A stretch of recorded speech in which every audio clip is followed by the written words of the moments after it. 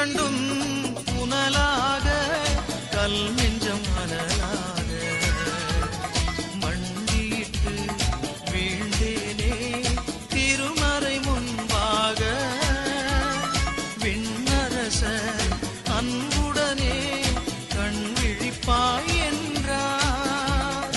கண் விழித்தேன் என் எதிரே கர்த்தர் இயேசு நின்றார்.